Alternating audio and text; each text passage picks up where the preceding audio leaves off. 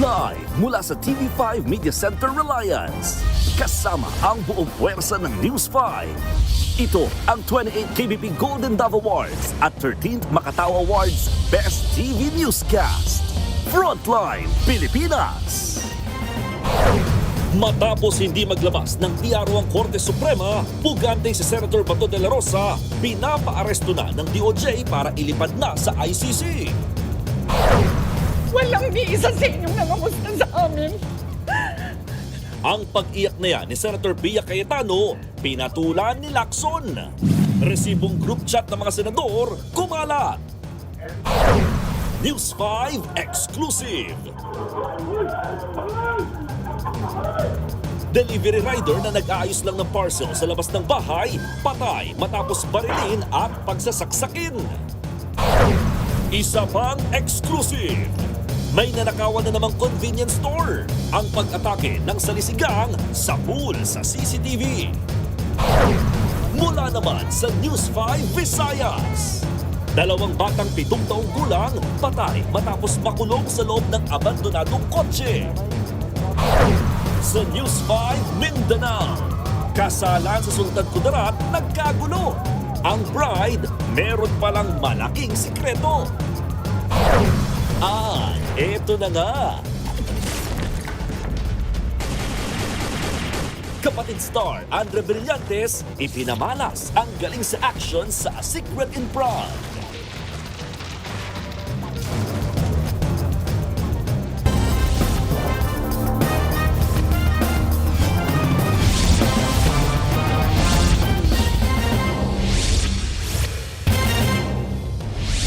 Ipinaaresto na ng Department of Justice si Senator Bato de la Rosa na itinuturing na ngayong pugante. Nagpamala rin ang DOJ na mananagot sa batas ang mga hahadlang na maipatupad ang warrant of arrest ng ICC. At live mula sa TV5 Media Center, nasa frontline ng balitang yan si Camille Samonte. Camille, ano mga ahensya ang magpapatupad ng arrest warrant laban kay Senator Bato?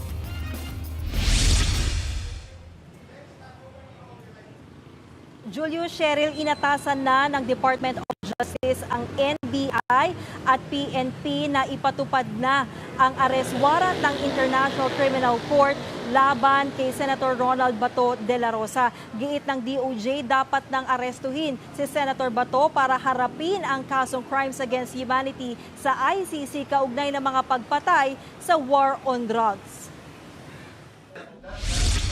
Maituturing ng pugante o fugitive from justice si Senator Ronald Bato de la Rosa. Mismong Department of Justice na ang nagsabi niyan. Ayon kay Acting Justice Secretary Frederick Vida, enforceable o pwede nang ipatupad ang ICC arrest warrant laban sa senador dahil walang utos ang Korte Suprema na nagbabawal rito. Kasunod ito ng pagbasura ng SC sa Temporary Restraining Order o TRO petition ni Senator Bato. Dahil dyan, inatasan na ni Vida ang lahat ng law enforcement agencies, kabilang ang NBI at PNP na arestuhin ang senador. Isa si De La Rosa sa pinangalanan ng ICC na kasabwat ni dating Pangulong Rodrigo Duterte sa kasong crimes against humanity kaugnay sa war on drugs. Tumanggi si Vida na magbigay ng detalye kung agad bang dadalhin si De La Rosa sa dahig sa the Netherlands oras na maaresto siya. Basta't prioridad daw ngayon ang pagdakip sa senador. Senator Bato is fugitive from justice. And he should be brought to the ICC to face the charges before him. These are operational matters that I cannot discuss so that we don't defeat the purpose of the arrest, which is the ultimate objective is to bring him to the ICC. Nagbabala rin si Vida sa mga individual na magtatangkang tumulong kay De La Rosa para makatakas sa kabila ng valid na ICC arrest warrant. Those who might be aiding or abetting or helping Senator Bato evade, there are consequences. Hindi lamang po sa mata ng batas ng Pilipinas, pati rin po sa batas ng ICC. May mga panuntunan din po na pag meron kang ginawa para masawata ang maayos at matiwasay na pagsisilbi ng isang arrest warrant, may pananagutan ka rin. Nauna nang sinabi ng mga abogado ni De La Rosa na maghahain pa sila ng motion for reconsideration sa SC. Iginiit din nila na hindi pa pinal ang desisyon ng SC dahil hindi pa nare-resolba ang merito ng kaso sa kanilang main petisyon na kumekwestiyon sa pakikipagtulungan ng gobyerno sa ICC. Ayon naman sa DOJ, may karapatan si Bato na gamitin ang anumang legal na hakbang para sa kanyang petisyon. Pero sa ngayon, nananatili ang direktiba na dapat nang arestuhin ang senador. There's no TRO or any interim order from the Supreme Court. Fourth, the arrest warrant is now enforceable. So it will be enforced and it will be served. Ganyan din ang pahayag ng Office of the Solicitor General. Dagdag pa ng OSG, mahalaga ang kasong ito dahil sinusubok nito ang tunay na paninindigan ng bansa sa hustisya at pananagutan kaugnay sa mga aligasyon ng crimes against humanity laban kay De La Rosa. Inaabangan pa rin ng OSG ang buong desisyon ng Korte Suprema sa iba pang issue sa petisyon. Sa isang Facebook post naman, iginiit ang abogado ni De La Rosa na si Attorney Jimmy Bondoc na wala pang malinaw na batas sa mga foreign warrant. Binweltahan din nito ang mga kumekwestiyon sa pahayag niyang pwede niyang isilbi ang warrant of arrest sa kanyang kliyente. Bakit daw si dating Senador Antonio Trillanes IV ay pinapayagan na maghain ng warrant pero siya na isang abogado ay hindi?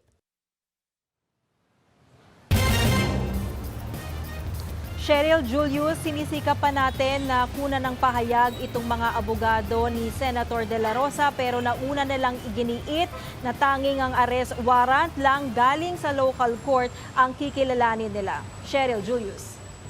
Camille, kahit na iniutos na ng DOJ na arestuhin ang senador, ibig bang sabihin nito, Camille, hindi na talaga sila daraan sa local court? Good to go na talaga yung arrest warrant mula sa ICC?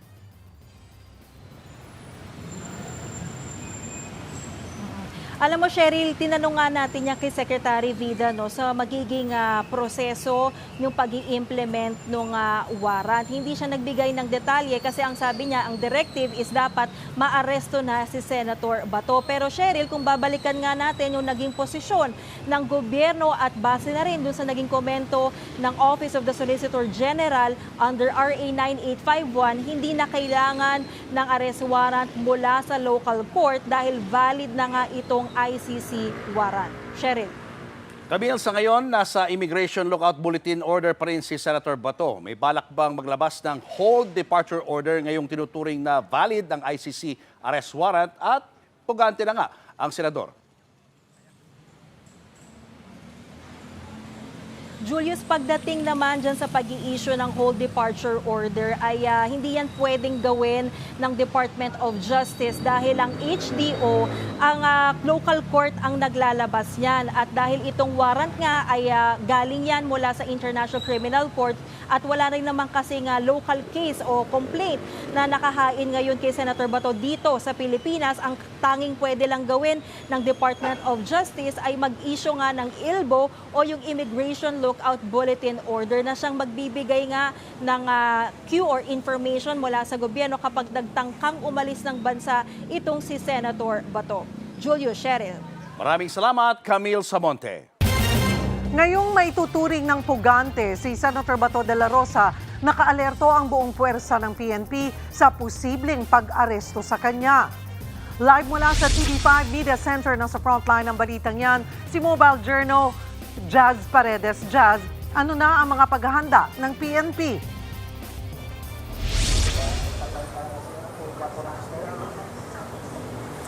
Cheryl, susundin daw ng Philippine National Police ang mandato ng DOJ. At hindi lang 10,000 pulis ang nakaalerto gaya ng naunang inanunsyo ni DILG Secretary John Vic Remulla, kundi buong puwersa ng PNP.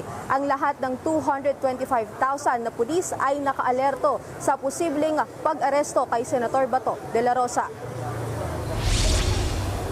Sa press con kaninang umaga, sinabi ni Chief PNP PIO Randolph Tuanyo na naghihintay lamang sila ng kautusan mula sa DOJ.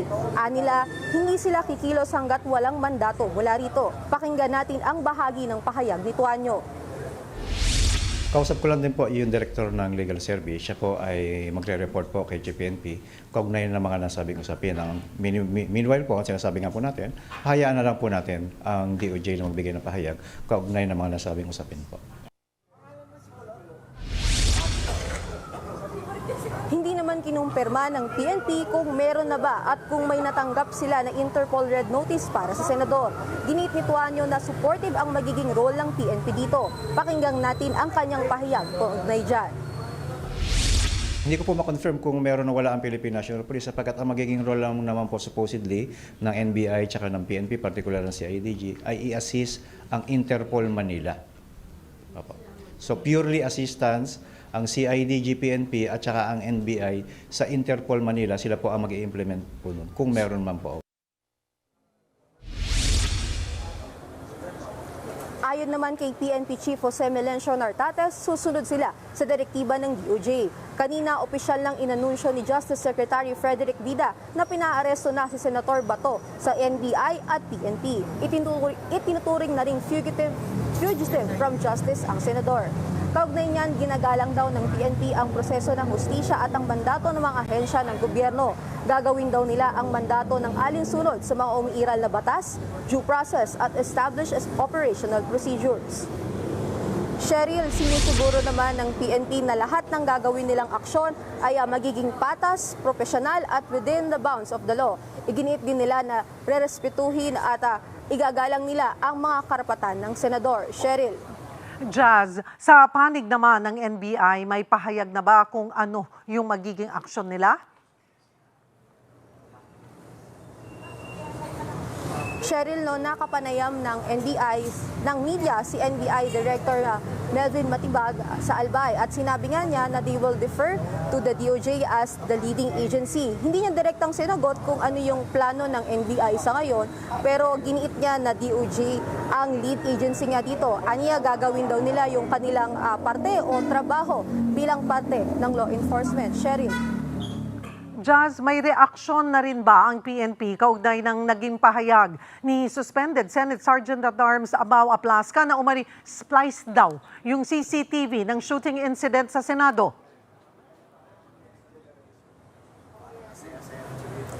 Yes, Cheryl, no, sinagot yan ni Tuanyo kanina at iginiit niya na lahat daw ng ebidensya na kanilang isinumite sa DOJ at pinanindigan nila, lahat yan ay nakaayon sa facts at due process. Cheryl. Maraming salamat. Mobile Journal, Jazz Paredes. Taliwas sa himutok kahapon ni Senator Pia Cayetano, nangamusta naman pala ang ilang minority senators matapos magkabarilan sa Senado. Nagkalabasan pa nga ng mga screenshot ng group chat ng mga senador. Ang isa pang miyembro ng minorya, ipinuntong napanood pa nga nila ang mga senador na nagawa pang mag-Facebook Live nung araw ng barilan. Nasa frontline na balitang yan si Mean Los Baños. Takot na takot po ako na kailangan ko na magpaalam sa mga anak ko. Pero nung pagkatapos ng lahat, pagtingin ko ng group natin, yung dating majority group, walang ni isa sa inyong nangamusta sa amin. Some of you I've known for 20 years, 10 years, and I didn't even hear any of you say, kamusta na kayo dyan? Napakasakit man sa akin. Sobrang sakit. Umiyak si Senator Pia Cayetano sa plenaryo kahapon. Bukod sa parang walang nangyari na linyahan ni Senator Risa Hontiveros ang bubog niya. Hindi raw kinumusta ng minority senators ang majority senators nang mangyari ang barilan sa Senado.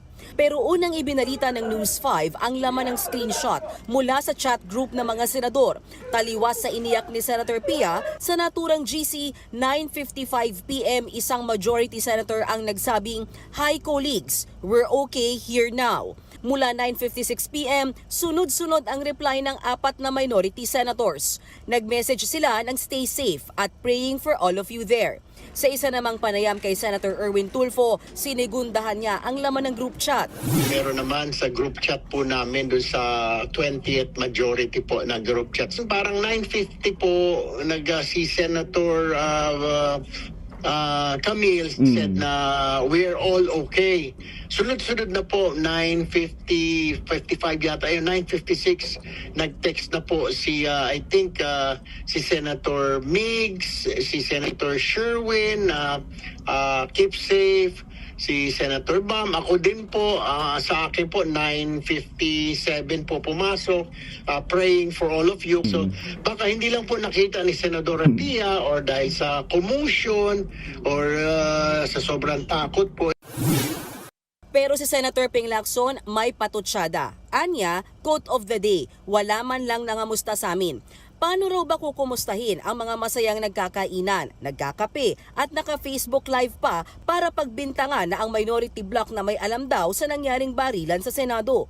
Matatanda ang nag-Facebook Live si Senate President Alan Peter Cayetano noong kasagsagan ng putukan. Sabi niya, I'll give everyone context. 4 senators got tips 30 minutes ago while we were talking na umalis na dito kasi may mangyayari. sa hiwalay pang FB Live, binira ni SP Cayetano ang minority. Nakita nyo naman po, parang bula na wala po yung buong minority. Pagkatapos wala kaming narinig hanggang mga 10:30. Nung sinabi lang ni Senator Camille that we're okay, dun lang nagparamdam yung iba.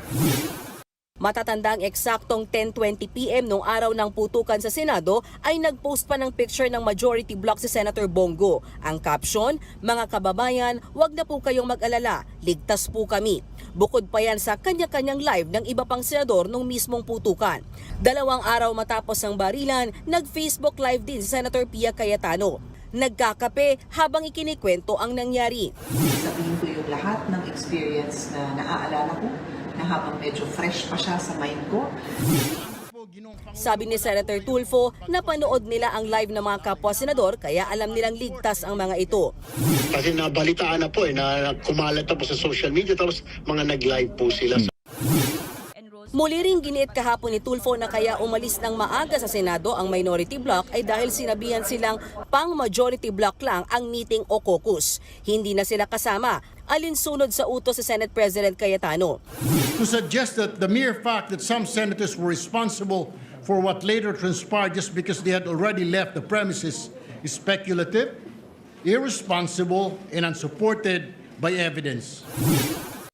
Kahapon, nag-caucus ulit at kasama na ang lahat ng senador. Sa kabila ng iyakan sa Senado, magkatabi raw sa caucus sina Senator Cayetano at Hontiveros.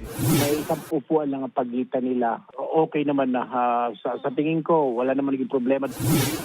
Una nang nilinaw ni Senator Risa na taken out of context ang sinabi niyang parang walang nangyari na nakasakit kay Senator Pia Cayetano. Ito, after the incidents, nothing about human experience at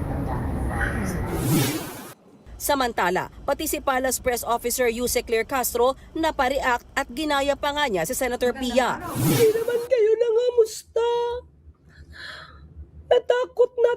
Takot ako.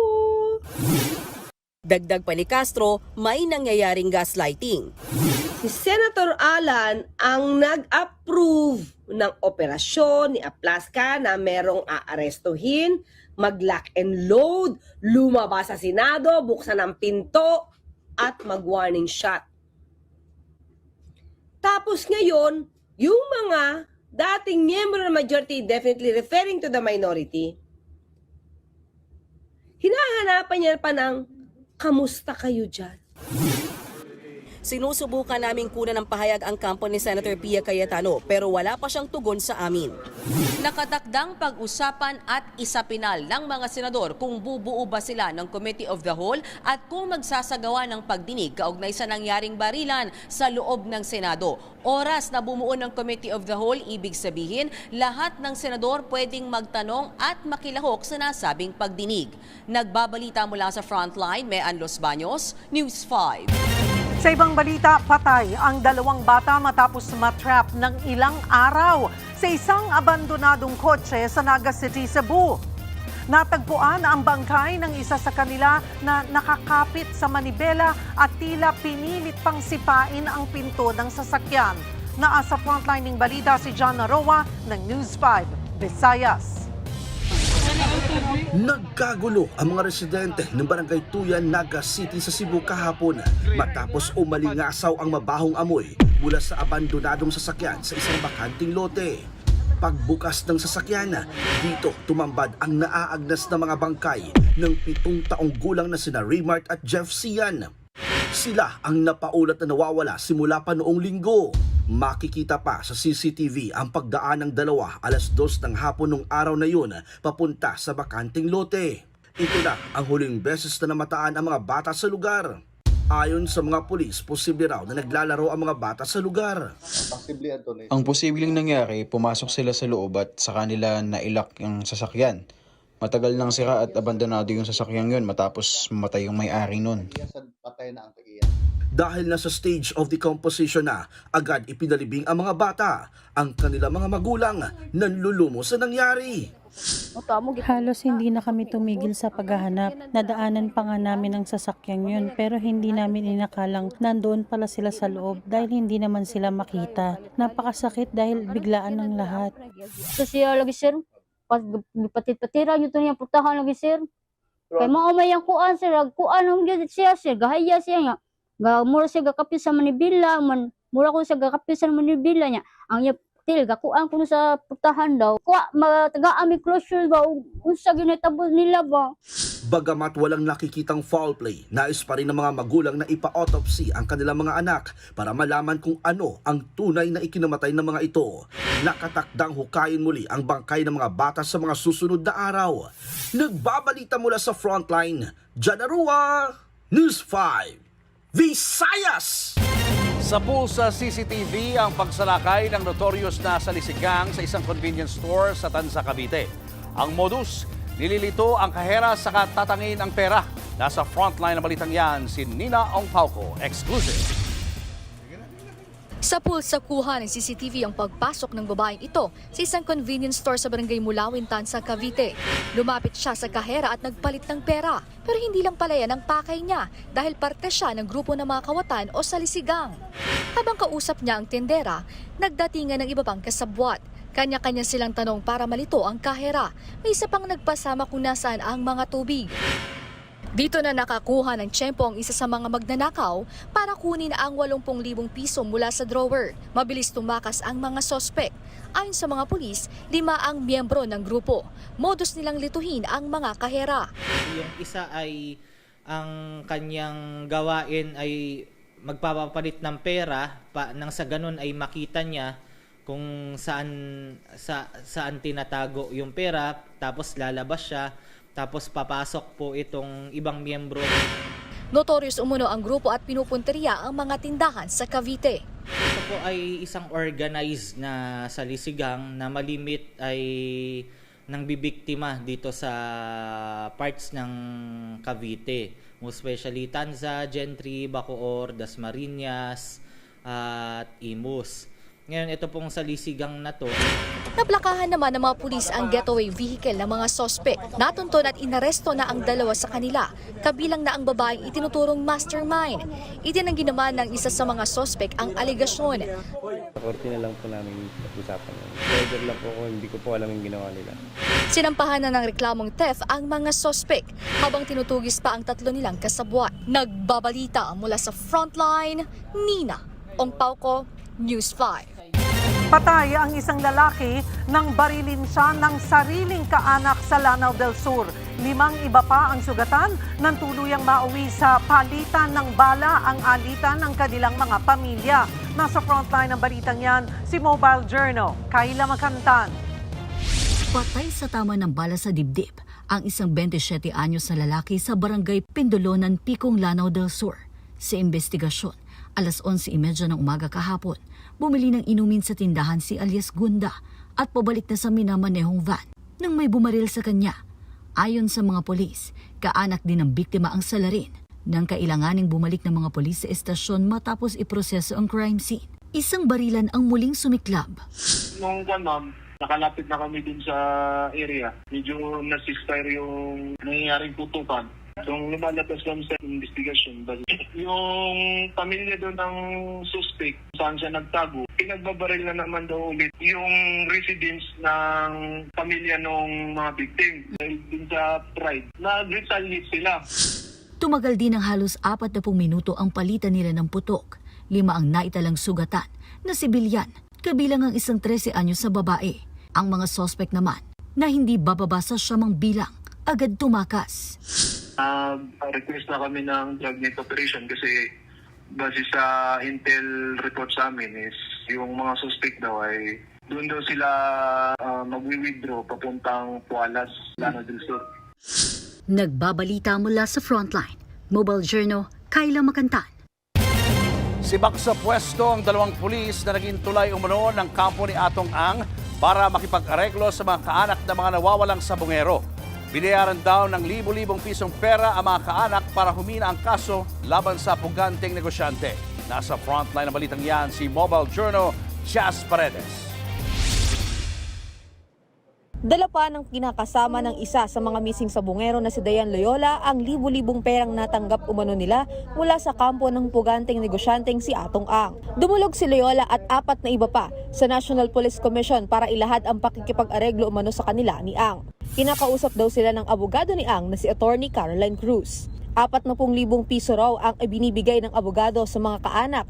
Kalahati nito ay kada kinsenas daw nilang natatanggap. Noong unang pag-uusap po namin na gusto niya kong makausap yung mga pulis at saka mga security guard, nagbigay po siya sa akin ng brown envelope na may lamang 20,000. Sabi niya po pamasahe lang, wag ko na daw pong buksan. Nagulat po ako sa laki kasi 20,000 para lang po sa pamasahe. Dahil daw sa pakikipag-areglo na yan, ay 5 na lang silang aktibong complainants mula sa dating 35. May pinangako pa raw kasing 1 milyong pisong reward si Ang sa mga papayag sa hiling nila. Kapalit po yon ng hindi pag-attend para humina daw po ang kaso. At kapag mahina na daw po ang kaso, lalabas na si AA at pasasalamatan sila. Doon daw po magbibigay ng malaking halaga. Sino si AA? Si Atong Ang po. Yung foundation po ang ginagamit nila para magbigay daw po ng tulong. Pinangalanan din ng mga kaanak ang naging tulay para makausap nila ang mga pulis na nakadetain sa custodial facility. Sila ay sina Police Major Reynaldo Paniebe Jr. at HPG spokesperson Police Lieutenant Nadame Malang. Ipinakakausap daw ng abogado ni Ang mga kaanak sa mga police official na dawit sa kaso ng missing sabungeros. At si Malang daw mismo ang sumundo sa kanila, habang si Paniebe daw ang nagpapasok sa kanila sa custodial facility. Hindi naman daw siya nakapasok doon sa mismong vicinity, hanggang doon lang po siya sa labas. Hindi rin po kasi birong pumasok doon sa ating custodial facility. Bago umuwi ang mga complainant, sinabihan pa raw sila nakalimutan na ang pagpunta nila sa custodial facility at huwag itong sasabihin sa iba. May sinabi pa po sa amin na hawak naman daw po nila ang CIDG tsaka NBI. Bakit daw po kami matatakot kung sakaling bumaliktad kami sa mismong kaso namin? Gusto niyang bumaliktad kami at idiin namin si Dondon Patidongan. Sinibak na sa pwesto ang 2 sangkot umano na pulis habang iniimbestigahan. Ikinagulat naman daw ni NAPOLCOM Commissioner Rafael Calinisad ang inilahad ng mga kaanak. I'm surprised that the victims are talking to the alleged perpetrators. Dinismiss na nga namin sila. So as far as the NAPOLCOM is concerned, they are not fit to be policemen. Dinismiss na namin sila. Klaro-klaro. Tapos papupuntahin doon yung mga pamilya ng biktima. Sinusuguro naman daw ng Philippine National Police na makikipagtulungan sila sa NAPOLCOM sa investigasyon ng mga dawit na kabaro. Ayon naman kay Commissioner Calinisan, iimbestigahan na ito ng kanilang Inspection, Monitoring and Investigation Service. Ayon sa PNP Headquarters Support Service, pinag-aralan pa nila ang lahat ng impormasyon na natatanggap nila sa kaso. Sinisikap pa naming makuha ang panig ni Attorney Caroline Cruz at ng 2 dawit na pulis. Nagbabalita mula sa Frontline, Mobile Journal, Jazz Paredes. Sumalang na sa arraignment o pagbasa ng sakdal ang social media strategist na si Franco Mabanta para sa kasong robbery extortion. Alas 8 ng umaga kanina nang dumating si Mabanta sa Pasig Regional Trial Court. Nagugat ang kaso sa tangkanya umanong pangingikil kay dating House Speaker Martin Romualdez ng 300 million pesos kapalit ng hindi paglabas ng isang video expose. Iwas sa media si Mabanta kaya hindi pa kumpirmado kung anong plea ang inihain niya sa korte. Samantala, present din sa arraignment ang kampo ni Congressman Romualdez. Git ng kanyang abogado, nakahandang tumistigo mismo si Romualdez laban kay Mabanta kung ipag-uutos ng korte. Patay ang isang lalaking natabunan ng tambak na mga basura sa gumuhong landfill sa Davao City. Samantala, 2 senior citizen pa ang nawawala. Aniya sa frontline sa balita si Bril Montalvo ng News 5 Mindanao. Nagadagan po? Gerakan po? Dito na. Berdaon. Dahan-dahang gumuho ang gabundok na basurang ito sa barangay New Carmen, Davao City, pasado 1:00 ng hapon kahapon. Sa isa pang kuha ng video, agad sinagip ng mga residente ang mga kapitbahay nilang natabunan ng guho. Dinala sa ligtas na lugar ang mga survivor. Pero ang 30 anyos na si Crizam Istandarte, bangkay na ng mahukay. Natabunan siya ng basura habang lumilikas mula sa kanilang bahay. 2 senior citizen naman na natrap sa kanilang mga bahay ang patuloy pang pinaghahanap. Isa sa kanila ang 77 anyos na ina ni Lilibeth Liamas na si Luisa Istandarte. Mapakita na yung taon, ma. Nagpaabot ko sa imong, ma. Mapakita yung taon, ma. Gahapon bago nagsigigkuhan, ma. Wako'y tarong tulog gabi, ma. Imong mga apo nagsige nagpangita sa imo, ha. Ayon sa mga residente, naghukay umano sila sa isang bahagi ng landfill para may madaanan ang tubig baha dahil sa mga pag-ulan dala ng Easterlies at ITCZ. Bago ang pagguho, napansin na umano ng mga residente na parang gumagalaw na ang bahagi ng sanitary landfill pero hindi raw nila ito pinansin. Sa kabila ng trahedya, balak pa rin bumalik ng mga lumikas na residente sa kanilang mga tirahan. Wa mo pa may makitaan ani. Kasi wala talaga kaming lugar na lilipatan. Kahit delikado, titiisin na lang namin kasi mahirap lang kami. Ayon naman sa barangay, matagal na raw pinapaalis ang mga residente pero pilit pa rin silang bumabalik kahit nasa danger zone ang lugar. Hindi po natin masisisi yung yung mga residente natin, lalo na yung kanila pong hanap buhay nandyan. I'm sure naman po tinatatrabaho na po ng LGU yung relocation site po.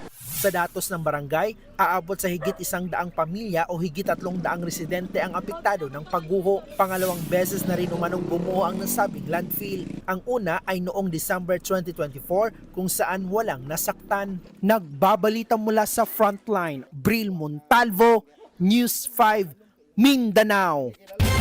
Target simula ng Senado sa July 6 ang paglilitis ng impeachment court kay Vice President Sara Duterte. Ang mga kongresista na tatayong prosecutor, doble ang paghahanda dahil aminadong matagal na silang walang practice sa korte. Nasa frontline ng balitang yan, si Marian Enriquez. Planado na raw ang schedule para sa paglilitis ni Vice President Sara Duterte matapos itong mapag-usapan sa caucus ng mga senador kahapon. Sabi ni Senator Erwin Tulfo, posibleng sa July 6 mag-umpisa ang trial proper. Ang plano, simulan ito bago ang State of the Nation address ni Pangulong Bongbong Marcos sa July 27. Magkakaroon daw muna ng sesyon sa umaga ang mga senador sa kasusundan ng trial proper. Ayon naman kay Senator Tito Soto, Lunes hanggang Miyerkules magiging maghapon ang paglilitis mula alas 2 ng hapon. Balik sa sesyon at committee hearings ang mga senador tuwing Huwebes.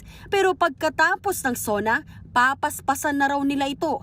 Ilalaan ang Lunes para sa sesyon habang Martes hanggang Huwebes. 3 p.m. onwards ang impeachment trial.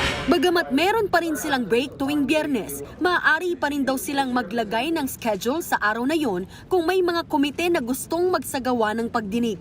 Handang-handa naman na ang House Prosecution Panel. Sapat lang daw ito para magdaos muna ng pre-trial, kung saan mamarkahan ang mga ebidensya at isusumite ang mga sagot at reply sa writ of summons, pati na ang iba pang mga paghahanda bago gumulong ang mismong paglilitis. What is important? Full swing ang preparation ng prosecution panel. We're ready to face the impeachment court. Well, syempre, we were expecting an early date based on the timelines for the answer and the reply. No? Pero I don't think that's such a long time to wait. Nagsasagawa na rin ng mock trial ang House prosecutors bilang paghahanda. Aminado si Luistro na doble ang preparasyon nila lalo't matagal na silang walang practice sa korte o litigation. Alam mo ang biruan namin, para kaming bumalik sa bar review. Malaking tulong din aniyang mga karanasan ng kapwa congressman na prosecutor gaya ni Akbayan Party List Representative Shell Jokno na nagbabahagi sa kanila ng kanyang expertise. Maging ang kanilang game plan para sa mismong paglilitis, patuloy daw nilang inaaral. Basta, ang importante, ang gusto namin, yung first salvo, establish agad. Our intention is to prove the 4 articles of impeachment. Pero syempre, gusto namin una pa lang establish agad. Dagdag pa ng House Prosecution Panel, nahihirapan silang mamili sa dami ng mga sikat at magagaling na private prosecutor na gustong tumulong sa kanila. Actually, kaya kami nahihirapang mag-publicize ng public prosecutors because there are a lot of them na sikat, highly competent, and come to think of this, ito pro bono. And that is why I would rather wait for the finalization of the list before we finalize the private prosecutors who will be joining the public prosecutor. Nauna nang kinumpirma ng House Prosecution Panel na makakasama nila si Attorney Lorna Capunan bilang private prosecutor. Ang kampo naman ni VP Sara, hindi pa inilalabas ang miyembro ng kanilang defense team. Pero nauna na nilang sinabi na magkakaroon sila ng 16 na miyembro sa panel. Nagbabalita mula sa Frontline, Marian Enriquez, News 5. Naiwasan daw sana ang mala primetime drama ng mga eksena sa Senado kung merong batas laban sa political dynasty. Yan ang pinunto ni Akbayan Representative Percy Sandanya. Pasado na kahapon sa ikalawang pagbasa sa Kamara ang House Bill 8389 o Anti-Political Dynasty Act.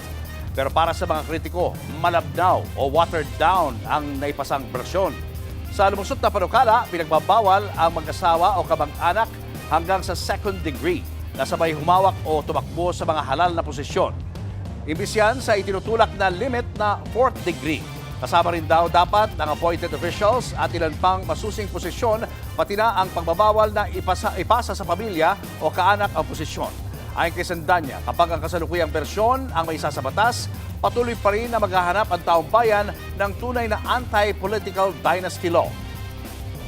Tandaan po natin, ito man nangyari itong nakaraang linggo, lalong-lalo na yung nangyari sa Senado. Kung walang political dynasties, di sana naiwasan ang Senate primetime bida. Ang starring mga pamilya nagkakampihan para sa posisyon as lead characters. Imbes na napilitan ng buong bansa na manood ng teleserye live action sa Senate last week, natalakay sana ng Senado ang mga mahalagang panukalang batas na mas kinakailangan ngayon ng mga Pilipino. Nanghihinayang ang mga residente sa mga puno sa Quirino Avenue sa Maynila na pinutol para bigyang daan ang gagawing expressway. Pangamba nila, mararamdaman ang epekto niyan kapag pumasok na ang tag-ulan. Nasa frontline ng balitang yan, Simon Gualvez. Malilim, presko at kulay luntian ng tanawin. Ganito ang itsura noon sa bahagi ng Quirino Avenue sa Maynila dahil sa dami ng mga puno sa paligid. Pero ngayon, ito na ang makikita. Mga putol na bahagi ng puno at nagkalat na troso. Ang iba, kung hindi tinabunan muna ng lupa, ay tinakpan naman ng trapal. Tila nakalbo na rin ang hile-hilerang puno sa Center Island. Noong nakaraang linggo, nakuhanan pa ng video ang unti-unting pagpuputol sa mga sanga ng matatandang punong ilang dekada nang nakatayo rito. Sa ngayon, halos 300 puno nang natapyas. Kaya ang mga residente, hindi may tago ang pagkadismaya sa pag-alis ng mga punong kasabay na raw nilang tumanda sa lugar. Fruit bearing tree yan mangga. Pag panahon ng mangga, ang daming mga bata na kinabang, pati kami. Hingi-pengi sa mga kumukuha. Tama yung kanta ng asin. Wala nang punong maakyatan. wala ng hangin na mararamdaman dahil nga mainit na. Matatamaan kasi ang mga puno ng gagawing Southern Access Link Expressway o SALEX na konektado sa Metro Manila Skyway Stage 3. Nasa halos 4 na kilometro ang haba nito na makakatulong sa daloy ng trapiko.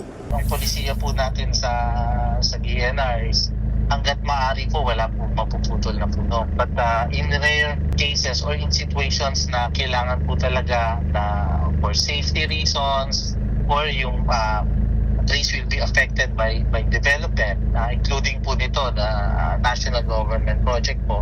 As a last resort, we permit the cutting activities po. Nitong Marso, binigyan ng permit ng Department of Environment and Natural Resources o DNR ang pagpuputol ng puno sa lugar. Sa kabuuan, nasa 617 punong inaprubahang alisin, pero hindi naman lahat ay kailangang putulin. Nasa halos 100 kasi rito ang sasailalim sa earth balling o huhukayin mula sa ugat at ililipat sa ibang lugar. Natsyempuan pa nga namin kanina ang puno ng manggang ito na hinuhukay para maitanim daw sa Intramuros. Pero aminado ang DNR, hindi lahat ay pasado sa earth balling dala ng katandaan. May mga species na pag tin-transplant mo siya, yung survivability niya mababa. Tapos at the same time, yung mga trees na napapansin din, medyo masakit na yung iba, kaya hindi na siya tina-transplant. Hunyo nung nakaraang taon ng pagkalooban ng Environmental Compliance Certificate ang proyekto. Kaakibat nito ang pagsiguro na maiiwasan ng pagbaha, pamamahala ng basura, pagkontrol sa ingay at tree replacement program sa kasagsagan ng SALEX project. Nasa 70 araw o 3 buwan ang ibinigay ng DNR para maialis ang lahat ng matatamaang puno. Hindi bababa sa 20 taon na nakatirik itong puno ng lanutan at niyog dito sa lugar. Kabilang yan sa mga puno dito sa kahabaan ng Quirino Avenue na ilang taon nang nagbibigay serbisyo at tulong sa maraming residente rito. Pero kapansin-pansin na ang mga punong yan may nakapaskil na ring numero. Indikasyon na nakatakda na itong putulin sa mga darating na araw. Nangangamba ang mga residente sa epekto ng pagpuputol sa mga puno ngayong paparating ng tag-ulan. Pag bumabaha, hindi yan pumupunta sa lugar namin dun sa may bahay namin. Ay ngayon, nangangamba naman kami. Baka pag bumaha, grabe naman baha. Dati ang baha dyan, talampakan lang. Baka ngayon umabot na ng tuhod kasi wala nang sisip-sip kahit papaano. Paniniguro naman ng DNR, sa kada isang punong mapuputol, 100 seedling ang kailangang itanim bilang kapalit. Kaya inaasahang 50,700 na mga bagong puno ang nakatakdaro muling yumabong sa pakikipagtulungan ng kagawaran sa mga lokal na pamahalaan. Kailan pa yun mangyayari? Ang mga bata ngayon, mga ilang taon na. Baka hindi lang silang makaabot. Ang makakaabot yung inanak pa ng inanak, ng inapo pa nila. Matagal pa yun. Saan pa po itatanim yun kung puro istruktura na tayo dito sa Manila? Ang commitment po sa atin dito is not only na itatanim lang ito, kasama po rito yung obligasyon na pangangalagaan at ensure yung survival po nitong mga seedlings po na ito. Nagbabalita mula sa Frontline, Mon Gualvez, News 5. Showbiz, eto na nga! Mga kapatid, eto na nga ang mga umaarangkadang showbiz balita ngayong Huwebes. In her happy timeline, ang aktres na si Christine Reyes na officially engaged na. Inanunsyo po yan ni Christine sa kanyang Instagram, kalakip ang mga litrato nila ng fiancé niyang si Gio Tiongson habang nagbabakasyon sa Hong Kong. Sabi pa nga po ni Christine sa caption, Endgame Unlocked. Sa isang podcast, ikwinento ni Christine na grade school sila nang unang magkakilala ni Gio. Nagkita sa school fair at nauwi sa ligawan. Pero binasted po niya noon si Gio. Pero sabi nga, pag kayo talaga. Congratulations, future Mrs. Christine Tiongson. Ito pa nga, todo ang saya sa Kapatid Network this weekend dahil mapapanood nyo na ang Project Loki at Kumusta? This Saturday, mag-iimbestiga na ang QED Club pagtungtong ng alas 8 ng gabi. Samahan sina kapatid heartthrob Dylan Menor at Jada Avanzado sa mystery thriller na tiyak magpapatayo ng inyong mga balahibo. Pagdating naman ng linggo, imbitado tayong lahat sa pagbubukas ng Pinoy restaurant sa South Korea na kumusta. Serving good food ang mga Pinoy celebrity kasama ang mga Korean oppa gaya ni Ji Chang-wook at marami pang iba. Susunod, News 5 exclusive. Rider na nagpagkamalan lang daw, patay matapos barilin at saksakin. Level ng tubig sa mga dam na nagsusupply sa Metro Manila bumaba. May dapat bang ikabahala? At Claudine Barreto, friends na ulit sa rumored boyfriend na si Milano Sanchez. Abangan ang lahat ng yan sa pagbabalik ng Frontline Pilipinas.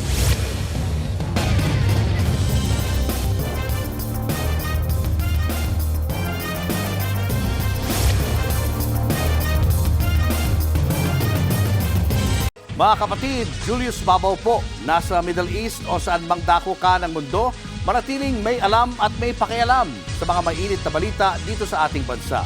Simulan po natin ang bawat araw sa tuloy-tuloy na balitaan sa Frontline. Mag-follow at mag-subscribe sa social media pages ng News 5. Nasa kote ang isang Vietnamese national sa isang bahay sa Parañaque City na ginawa umanong klinik. Ang dayuhan na bistong nagre-retoke ng mga Pilipinong kliyente kahit na wala na siya mga papeles. Nasa frontline ng balitang yan si Mobile Journal Alexis Ebwe. Sinalakay ng National Bureau of Investigation o NBI ang residential property na ito sa Parañaque City. Pilit binuksan ang pintuan pero nakakandado ito. Kaya nang hindi mabuksan, pumasok sila sa gilid ng pintuan at kitang kumaripas ang takbo ang isang lalaking paakyat ng hagdanan.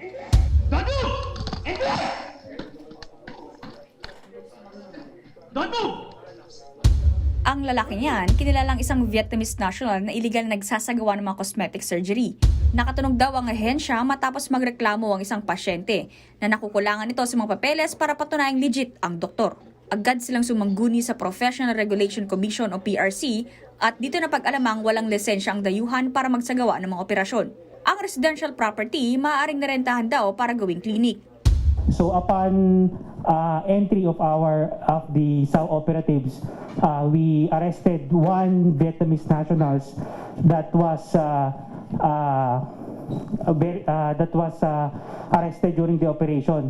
Nung pumasok kami sa area, we were able to see two Philippine nationals na kakatapos lang ng procedures. In fact, fresh pa yung wounds nila from their medical procedures. Wala rin daw maipakita ang Vietnamese national nang hingan nila ito ng mga dokumento. Ayon pa sa log records ng clinic, puro Pinoy daw ang naging pasyente nito.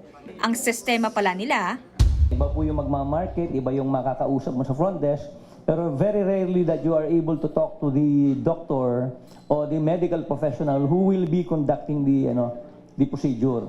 Magugulat ka na kapag nandun na, malalaman mo na foreigner nga pala ito, di ba? So it's going to be very difficult for a patient or a potential patient to verify kung meron bang special permit ito to practice medicine in the Philippines. sa social media at referral daw naging kilala ang illegal clinic. Mas mababa daw ang offer nito kumpara sa iba. Paalala ngayon ng NBI sa publiko, tiyakin muna ang mga papeles ng mga pupuntahang klinik bago magpa-opera. Sa ngayon, nasa kustodiya na ng NBI ang sospek na nahaharap sa kasong paglabag sa Medical Act of 1959 habang gumugulong ang investigasyon. Nagbabalita mula sa Frontline, Mobile Journal Alexis Ebwe, News 5. Sinampahan na ng reklamo sa Ombudsman na ang ilang kawani ng DPWH at private contractors. Kaugnayan ng 94 million pesos na umano'y Ghost Farm to Market Road projects sa Davao Occidental.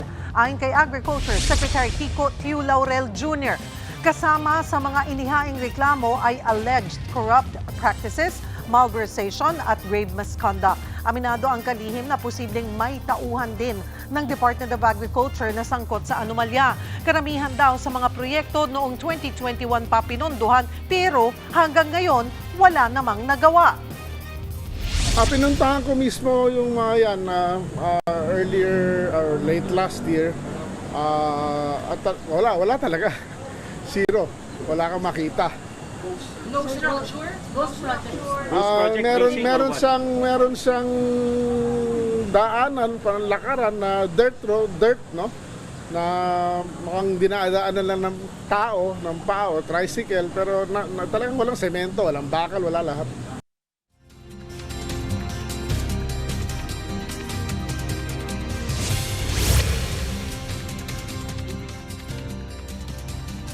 Regular update tayo mga kapatid. Isa tayo sa Balear Aurora. Isa po ito sa lugar na nakakaranas ng matinding init ng panahon at mapanganib na heat index. Yung araw na ito, padabak ang mga temperature sa pagpapatuloy ito ng panahon. Bahagi na po sa bansa, tulog pa rin mga ating. Sa ngayon, meron tayong panipas pinabantay ang operation area sa responsibility na huling na mata ng pag-asa sa lahat ng 125 km ng Mindanao. Pero ito po ay hindi natin nakikitang matinis ng ginasa bagyo. Pero yung kanyang trough ay nagpapaulan naman po sa ilang bahagi ng Mindanao. Ito pong low pressure area na ito ay nakapaloob sa tinatawag nating tropical convergence zone na kung saan dyan po kadalasan nagsimula yung ating mga low pressure area o mga bagyo. Sa katunayan, sa susunod na linggo, meron tayong mga binabantayang grupo ng kaulapan sa labas ng ating par na posibleng maging low pressure area at posibleng rin po maging bagyo sa labas ng ating para. Although hindi natin nakikitang tatama sa ating lupa o sa ating landmass, posible po yan, humila na ng ating southwestern na hangin at maaaring magpasimula na po yan ng ating habagat o southwest monsoon sa huling bahagi ng Mayo hanggang sa unang bahagi ng Hunyo. Nakakibat na po niyan ang mas madalas na pag-ulan at mga posibleng thunderstorms, lalong-lalo na po sa western section ng ating bansa. Kasama na po dyan ang Metro Manila. Pero sa ngayon, magpapatuloy pa rin po ang matinding init at alinsangan ng panahon sa malaking bahagi ng ating bansa. Kung wala po tayong mga pulutulok o mga localized na pagkilang sa thunderstorm. Medyo mataas lamang po yung ating siyansa ng pag-ulan sa ilang bahagi ng Mindanao dahil nga po dito sa ating sinabantayang low pressure area, yung kanyang trough or extension, possible pong magdulot ng mga thunderstorm sa Surigao del Norte at sa ilang bahagi po ng Mindanao at ang malaking bahagi natin bansa. Mga ample showers po at thunderstorm po ng ating kakasan. Pero again, mapanganib na heat index po ang ating nararanasan, lalo-lalo na ngayong araw. Pumalo na po yan sa hanggang 51 degrees Celsius. Yan po sa area ng Palawan. Napakataas na po niyan mga kapatid. At yan po ay possible nang magdulot ng madali ang pagkapo, pagkapagod at possible din po yung ating mga heat stroke at ang dehydration. Kaya doon din po tayo dyan. Samantalang 48 degrees Celsius naman po sa areas ng Cagayan. Ganun din po sa Pangasinan na kumalo sa hanggang 47 degrees Celsius yung ating heat index. Sa Eastern Samar naman, nasa 46 degrees Celsius yung ating heat index. Dito nga sa Balear Aurora, tumalo pa po yan sa 45 degrees Celsius. At sa Metro Manila nga, nasa 44 degrees Celsius yung ating heat index. Sa Mindanao, nasa 44 degrees Celsius ngayong araw yung ating heat index. Sa Surigao del Norte, ganun din po sa La Union at Ilocos Norte. Sa Metro Manila, pumapalo po sa 40 hanggang 42 degrees Celsius yung ating heat index. Ganun din po sa areas ng Ilocos Norte. Bukas, yung ating aasang pinakamainit na panahon o pinakamainit na heat index ay maaari pong maranasan sa Pangasinan na nasa 46 degrees Celsius po yan. 45 degrees Celsius po muli dito sa Balear Aurora. Napakainit at talinsanan pa rin po yan. Sa Cagayan, possible po yan maglaro sa 44 hanggang 45 degrees Celsius. Ganun din po sa areas ng La Union. Cagayan, kasama na po dyan ng Ilocos Norte na nasa 43 degrees Celsius yung ating heat index. Samantalang 42 degrees Celsius naman tayo sa areas po ng Eastern Samar at sa Buanga del Norte. Kaya sa Metro Manila, magpapatuloy pa rin po ang talinsang panahon. Maglalaro sa 40 hanggang 42 degrees Celsius yung ating heat index dyan. Pero pag-traffic po na nga po, nagiging masula po yung ating tanong. At posible po yung ating mga pagulan ng thunderstorm. Kaya so, ingat po tayo mga kapatid. Kapagka pa rin tayo ng buhos, ng pagulan, lalong-lasa sa hapon at gabi. At mas mapapadalang pa po yan sa katapusan ng Mayo hanggang pumasok na ang buwan. Yan muna latest sa ating lagi ng panahon. Ulit ito po ang weather frontliner. Alvin Urap, lagi sa Balear Aurora, lagi may panahon.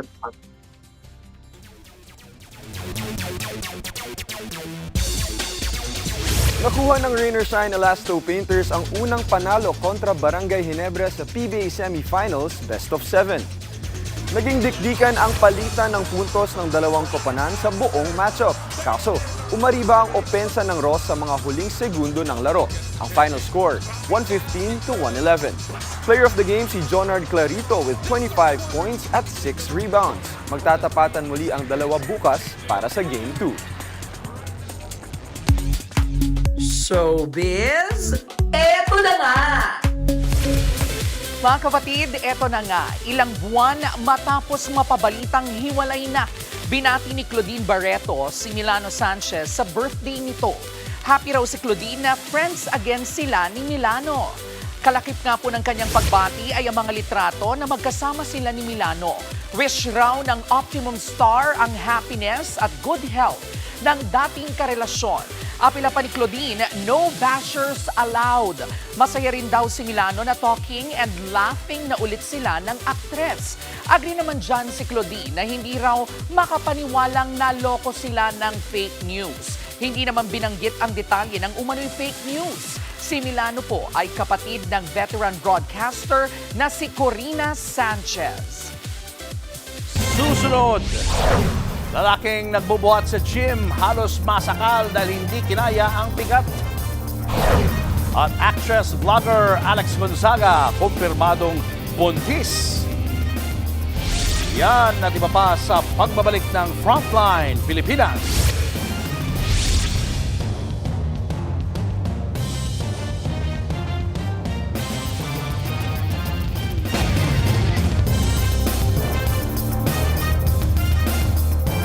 Mga kapatid, Julius Babaw po, nasa Middle East o sa amang dako ka ng mundo, manatiling may alam at may pakialam sa mga mainit na balita dito sa ating bansa. Simulan po natin ang bawat araw sa tuloy-tuloy na balitaan sa Frontline. Mag-follow at mag-subscribe sa social media pages ng News 5.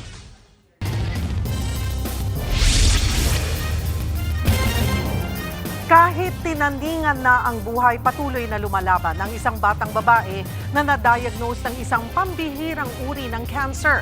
Ang kanyang mga magulang humihingi na ng tulong para sa pagpapagamot sa kanilang anak. Sa frontline ng balitang yan, si Mobile Journal, Yeda Pascual. 8 taong gulang pa lang pero matindi na ang pinagdaraanan ni Atasha Mirakel, ang nag-iisang anak ni Romel at Elma Ramirez. August 2025, sininat lang naman daw ang bata. Pero biglang nagsuka at nag-seizure pa, kaya sumugod na sila sa ospital. Nung sinitiskan po siya, nalaman pong may bukol sa ulo yung anak ko po. Yung diffuse midline glioma na rare. Unoperable po siya. Hindi po siya pwedeng tanggalin. Para mapabagal ang paglaki ng tumor at pagkalat ng cancer, radiation, chemotherapy at radioactive therapy lang ang pwede kay Atasha Mirakel. Pero tinapat na sila ng doktor. Sa kondisyong ito, maaaring hanggang 2 taon na lang ang itatagal ng bata. Si Romel na OFW sa Malta, napauwi ng di oras. Kasi po yung anak ko po, nakomatos ng 3 days. Sinabihan po kami ng doctors na be ready anytime kasi hindi na po nila alam kung kailan pa magigising yung bata. April 4, Sabado de Gloria, pag-uwi sa Pilipinas ni Romel, nadatnan niya ang kanyang anak na comatose. Sinabi ko po sa kanya, ma'am, na kung po pwede ba, kausapin mo si Papa Jesus, kako sa kanya. Nabigyan ka muna ng pangalawang pagkakataon. Anak, kako, pag magising ka bukas, which means anak, ilalaban ka pa namin kahit mabaon pa kami sa utang, ma'am, kako po. At tila nga miracle dahil kinabukasan linggo ng pagkabuhay, nagising si Atasha. Ngayon naka-tube feeding pa rin siya at patuloy na inoobserbahan. Gumawa na rin ang kanyang pamilya ng isang Facebook page, ang Atasha Miracle's Journey of Hope, para sa mga nais magbigay ng tulong para sa gamutan ng bata. Kami po talaga po ay kapos na po sa financial medical support sa aking anak. Kasi 8 buwan na pong nagipaglaban, inalaban namin yung buhay ng aking mahal anak. Ako po ay nagmamakawa at lubos pong nagpapasalamat. Maraming salamat po. Nagbabalita mula sa Frontline, Mobile Journal, Yeda Pascual.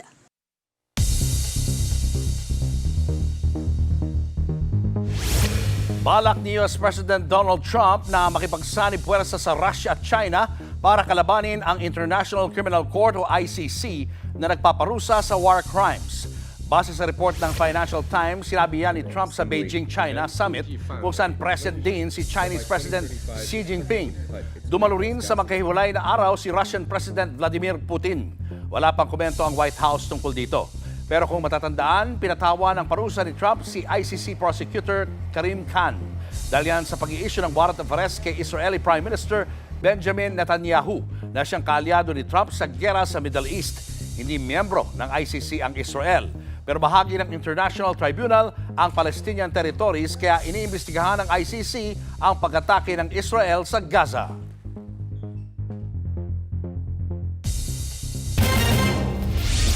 Susunod, reception ng kasal nagkagulo. Ang bride kasi inaresto dahil sa kanyang sikreto. At global superstar BTS pang Guinness Book of World Records na. Tutok lang mga kapatid, magbabalik pa ang Frontline Pilipinas.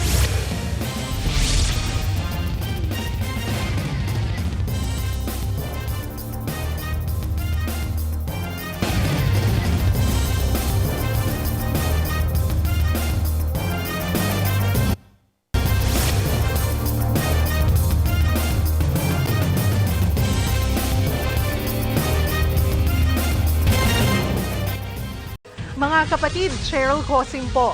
Nasa Estados Unidos, Canada o saan mang dako ka ng mundo, manatiling may alam at may pakialam sa mga mainit na balita dito sa ating bansa. Simulan natin ang bawat araw sa tuloy-tuloy na balitaan sa Frontline. Mag-follow at mag-subscribe sa social media pages ng News 5.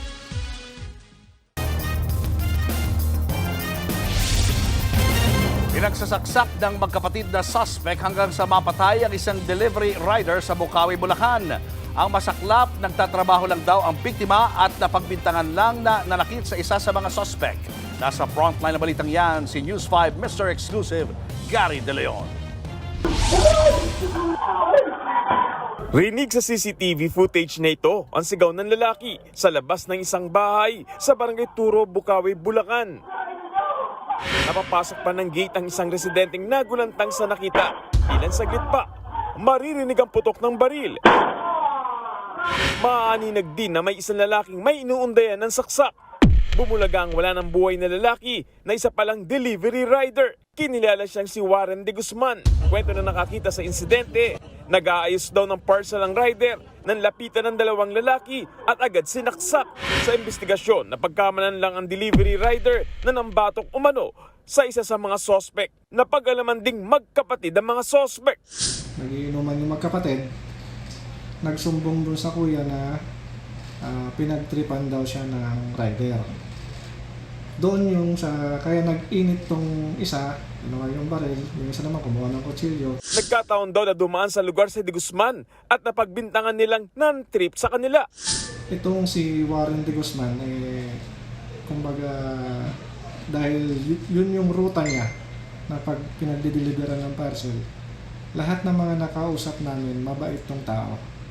Walang inaagrabyado na so ang nga dyan is yung dalawang magkapatid talaga ang dahil nakainom na sila talaga yung parang napagtripan lang nila yung delivery rider natin. Nabigla raw ang pamilya ng rider lalo't 4 na taon na ito nagdi-deliver sa lugar na itinuturing nilang ligtas at tahimik.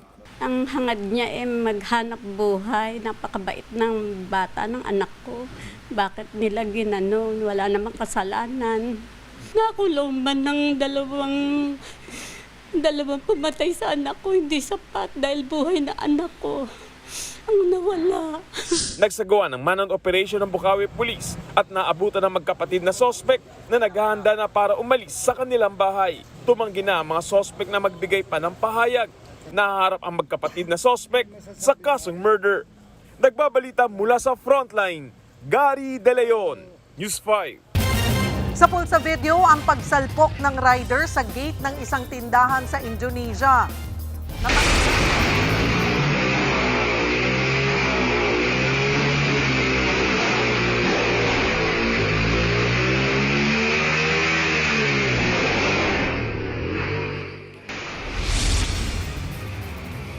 Natanggal ang bahagi ng gate na yan sa lakas ng impact. Pero ang malala, hindi niya makontrol ang motorsiklo. Ilang beses siyang nadapa habang nagpaikot-ikot ang sasakyan. Nagpasirko-sirko pa nga siya nang ilabas niya ng gate ang motor. Nang kumalma ang sitwasyon, humarurot siya paalis at iniwan ang nasira niyang gate. Inaalam na kung sino ang rider para papanagutin sa insidente. Sunod-sunod pa rin ang movement ng mga player habang off-season ang Premier Volleyball League. Isa nga sa mga nakahanap ng bagong tahanan si Erin Pangilinan na maglalaro na para sa Creamline Cool Smashers. Huli siyang naglaro para sa nag-leave of absence na Signal HD Spikers. Magiging teammate na ni Erin si The Phenom Alyssa Valdez. Excited na raw si Alyssa sa mga mas matitinding matchup dahil sa changes sa mga squad sa PVL. Looking forward daw si Alyssa na makaharap ang mas pinalakas na Capital One Solar Spikers. Super team na raw itong maituturing dahil naroon na rin ang dating star player ng Signal at 2026 All-Filipino Conference MVP na si Vanny Gandler at 2025 PVL On Tour MVP Erica Santos. At yan muna ang latest sa Frontline ng Sports. Ako po si Diego Dario. Showbiz, eto na nga! Mga kapatid, eto na nga. Kinilala ng Guinness World Records ang K-pop supergroup na BTS bilang isa sa mga icons of 2026.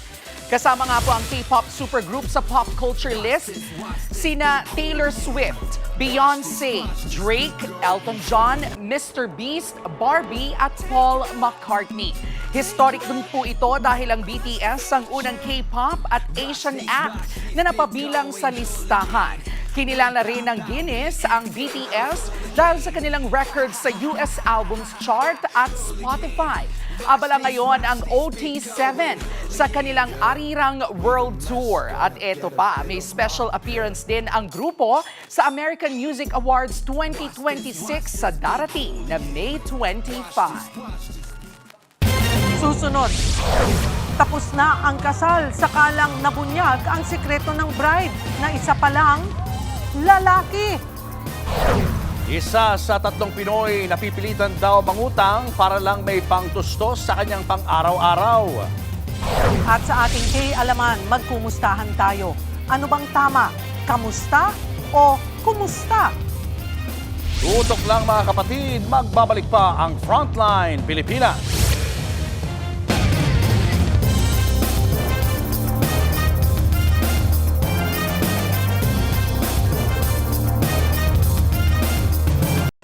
Mga kapatid, Cheryl Cosim po. Nasa Estados Unidos, Canada o saan man dako ka ng mundo, manatiling may alam at may pakialam sa mga maiinit na balita dito sa ating bansa. Simulan natin ang bawat araw sa tuloy-tuloy na balitaan sa Frontline. Mag-follow at mag-subscribe sa social media pages ng News 5. 6 sa 10 Pinoy na may alta presyon, abay ayaw uminom ng maintenance na gamot ayon po yan sa Department of Health. Pero babala ng DOH, hindi dapat basta-basta tinitigil ang gamutan kahit pa wala ng sintomas na nararamdaman. Nasa frontline ng balitang yan si JC Cosico. Normal na para sa 69 years old na si Edith na dala niya kahit saan ang kanyang mga maintenance na gamot para sa sari-saring sakit gaya ng high blood o alta presyon. Mahirap na po kumalaktawan, lalo na ngayon. Mainit, sobrang init. Ayokong ma-high blood, ayaw kong atakihin. Takot may stroke. Ang hypertension o alta presyon ay ang labis na pagtaas ng blood pressure ng isang tao. 120/80 mmHg o millimeters of mercury o mas mababa pa ang normal na BP. Pero kung 140/90 o mataas pa sa dalawang magkahiwalay na pagkuha ng blood pressure, posibleng hypertension na raw yan.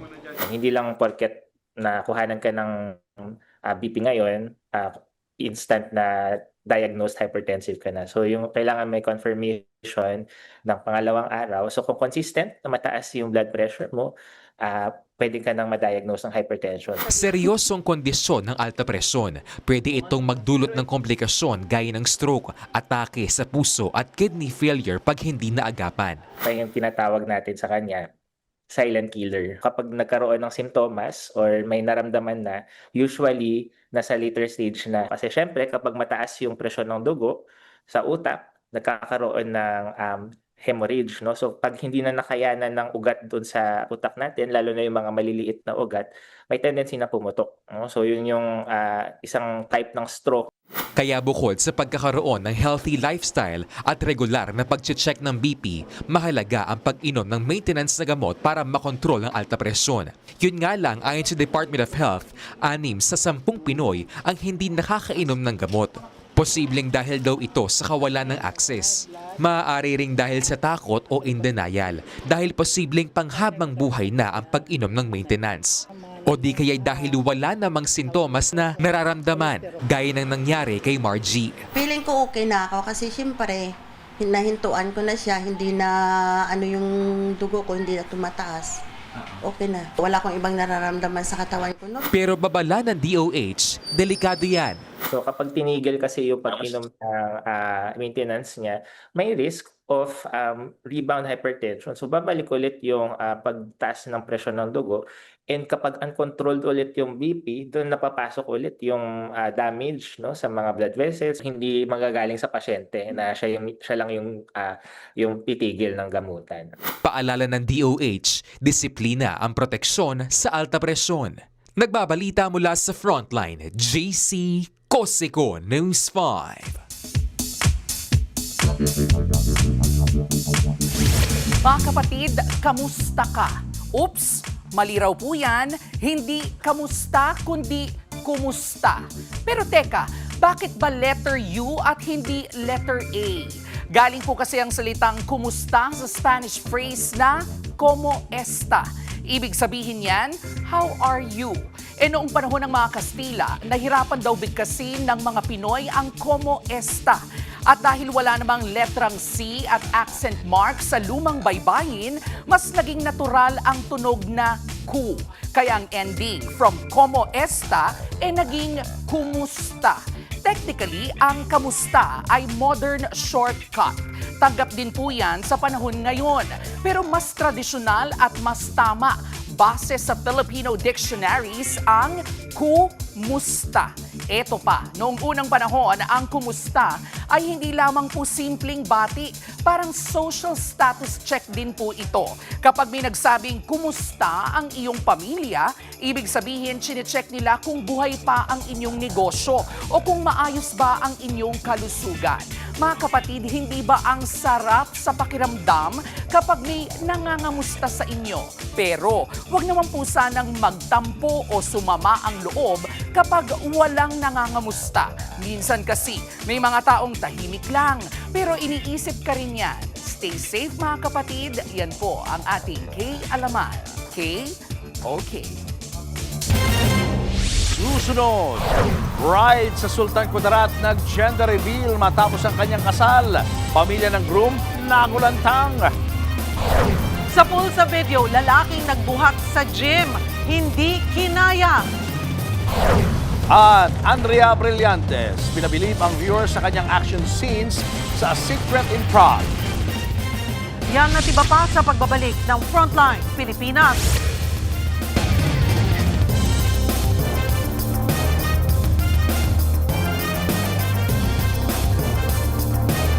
Mga kapatid, Julius Babaw po, nasa Middle East o saan mang dako ka ng mundo, manatiling may alam at may pakialam sa mga mainit na balita dito sa ating bansa.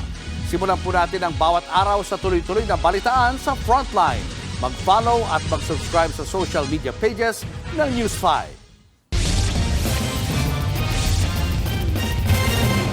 Naging gender reveal ang isang kasalan sa Sultan Kudarat. Yan ay dahil ang bride, isa pa lang, lalaki. Aniya sa Frontline sa balita si Bril Montalvo ng News 5 Mindanao. Excited at happy ang mga dumalo sa kasalang yan sa Palimbang Sultan Kudarat nitong Sabado. Pero isang lihim ang nabunyag. Ang bride, isa palang lalaki. Nabisto yan pagkatapos ng kasal. Sa reception, biglang umiksa na ang mga taga-barangay. Lumalabas kasi na notorious na palang nanuloko at nagpapakasal sa kapwa niya lalaki ang nagpakilalang bride. Pangatlong beses na raw ito. Bagamat dati nang naghihinala, sa reception lang nakumpirma ng pamilya ng groom ang tunay na pagkatao ng bride. Sorry po sa lahat ng mga Muslim at sa buong Palimbang at sa pamilya. namumuno sa Palimbang at sa pamilya po ng Saktan mo. nasaktan ko. Sana po mapatawad niyo ako. Kwento na nagpakilalang bride, alam ng kanyang partner ang kanyang kasarian. Katunayan, bago sila nagdesisyong magpakasal, ay 8 buwan silang in a relationship. Alam niya po, sinabi ko po sa kanya na bakla ako. Ang sabi niya lang po sa akin, wala po daw siyang pakialam kung ano po ako. Ibig sabihin, tanggap ka niya. Umabot pa raw sa punto na pati magulang ni groom ay pumayag na ikasal sila. Napaniwala silang babae nga ang karelasyon ng kanilang anak. Pero kahit natapos ang seremonya ng kasal, hindi ito kinilala dahil labag sa Islam ang ikasal ang parehong kasarian. Sa ngayon, hawak na ng mga otoridad ang LGBT member at posibleng maharap sa reklamong fraud o panluloko. Pangako niya, Hindi na po ako ulit, pangako po yan. Gusto ko lang po magbagong buhay po ngayon. wala pang pahayag ang groom. Nagbabalita mula sa Frontline, Bril Montalvo, News 5, Mindanao. Sinubukan pero hindi kinaya ng isang gym boy ang binuhat niyang barbell sa China. Umpisa pa lang, hirap na si kuya, pero nilabanan niya pa ring buhatin ang 145 kilograms na barbell. Abay, hindi na niya yan maiangat kaya napunta sa kanyang leeg. Hirap na hirap siyang alisin yan, pero hindi siya humingi ng tulong sa iba. Ang ending, nagkasugat siya sa kanyang leeg. Agad daw siyang pumunta sa ospital para magpa-inject ng kontra-tetano. Ang taong gipit sa utang kumakapit. Isa sa 3 nating kababayan ang napipilitan daw mangutang para maitawid ang kanyang pang-araw-araw na gastusin. Nasa frontline na balitang yan si Angela Lagunzad Castro. Tila naging bahagi na ng ating kultura ang pangungutang. Ayon sa pinakabagong datos ng Bangko Sentral ng Pilipinas, 1 sa 3 Pinoy ang napipilitang manghiram ng pera para lang makaraos sa araw-araw. Kaya naman, patok na patok ngayon ang mga online lending app. Wala kang kailangan masyadong yung requirements, no? Kumbaga dati ang uso ay instant meal sa restaurant, fast food. Ito fast loan, yan ang uso ngayon. Dahil walang mabusising proseso, maraming nahuhumaling sa mga online lending app na kahit hindi naman kailangan ay natutuksong mangutang. Isa na riyan ang 24 anyos na si Luigi na higit 200,000 pesos pa ang utang sa iba't ibang lending app. Imbis na magamit ko siya sa mga needs ko, ginamit ko siya sa kung anik-anik. Kagaya ng mga gadgets. Lalo na kunyari pag nakakautang ka na, may part talaga na uutang ka ulit eh. Parang sugal lang din yan eh.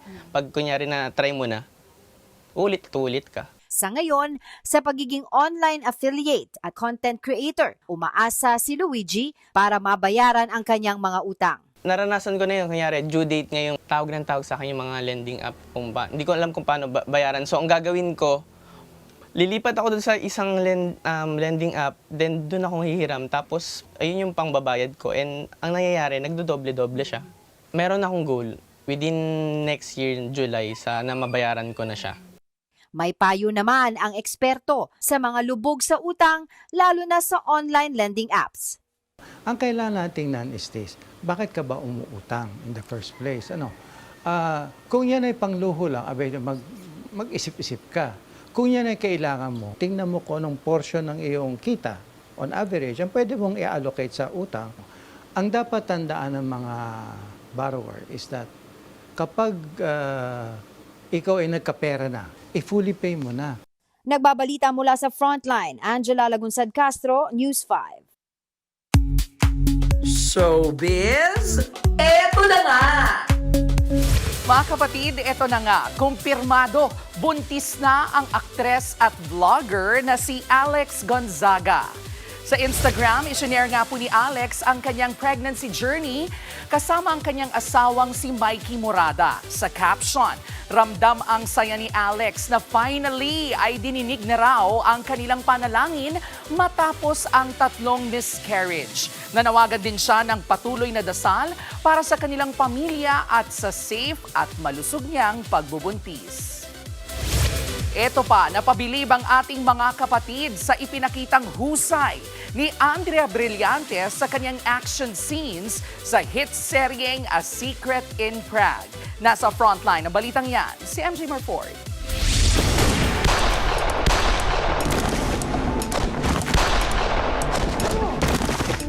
Shook ng malala. Ang demure na si Chiara Valtrovi, may dugong action star naman pala. Hindi lang pala ganda at charmang ambag ng karakter ni Andrea Brillantes sa A Secret in Prague, kundi isa rin siyang malupit na assassin ng mga Moraviano. At kagabi nga ay hot topic ang eksenang ito kung saan dinakbakan ni Chiara Valtrovi ang mga kalaban to save her mom. Nagpasiklab sa knife skills, fighting skills, at dumulas pa si Chiara sa table para ipakita ang kanyang killer moves. But wait, medya pa lang daw yan. Dahil sa ni Blythe, may mas matitindi pang action scene si Chiara na mapapanood sa mga coming episode. Sino umaway sa'yo? Ay. Ligtas na si Donabel, pati na rin si Mikoy. All's well that ends well na nga for now sa mga pinagpala at Valtrovi. Pero si Mikoy, magkakaideya na kaya sa tunay na pagkatao ng kanyang pinaka-minamahal na si Chiara? Nood tayo mamayang 8 p.m. ng A Secret in Prague para sa sagot. Nagbabalita mula sa Frontline, MJ Marfori, News 5. At yan nga po ang ating mga showbiz update at kay alaman ngayong Huwebes. See you tomorrow mga kapatid. Ako po si Jervy Wrightson. Nakaka-stress ang mga nangyari nitong mga nakaraang araw sa Senado. Mantakin nyo, diba? Nagkudeta, may nadapa, may nagsigawan, meron pang naiyak. At syempre, yung nagkabarilan pa nga. Meron pang mga naiyak. Oo, may ilang mga umiyak. Ang mga na-stress nga, tila sa social media, nagpagpag. Idilaan na lang nila sa nakakatawa mga meme ang mga nangyari sa Senado. Naritong report. I, Alan Peter Schramm Cayetano. I'm not finished.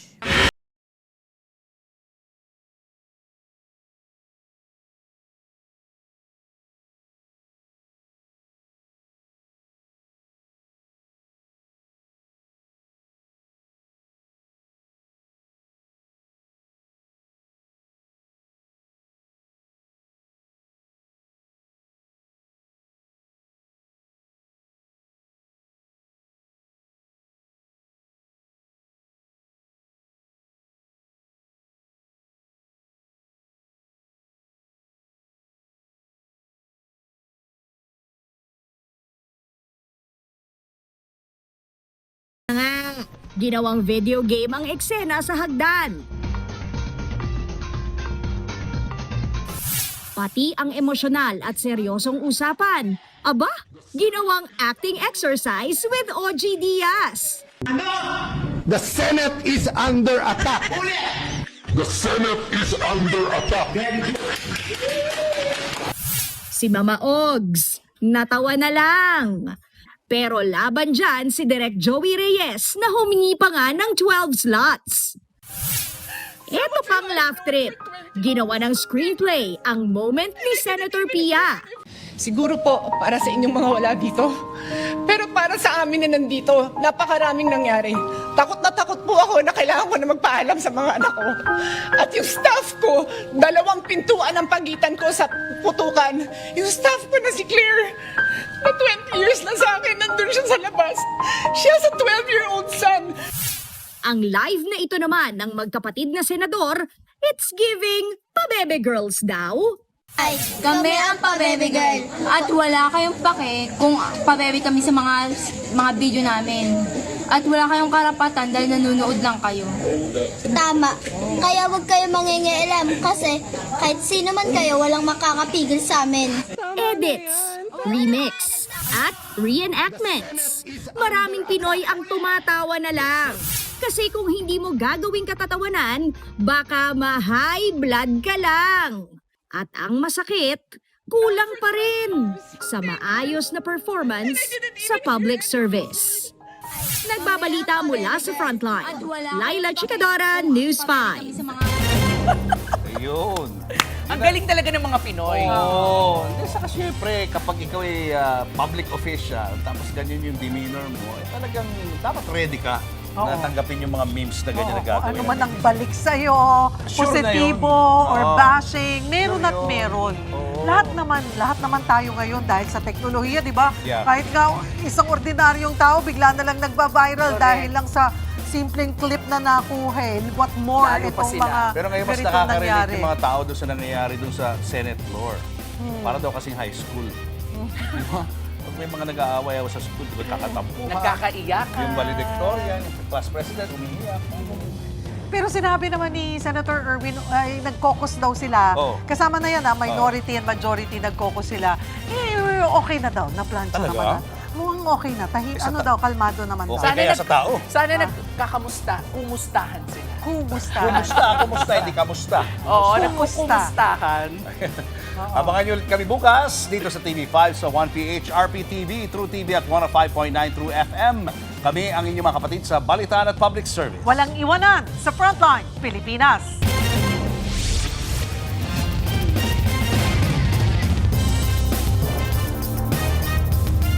Mga kapatid, Cheryl Cosim po. Nasa Estados Unidos, Canada o saan mang dako ka ng mundo, manatiling may alam at may pakialam sa mga mainit na balita dito sa ating bansa.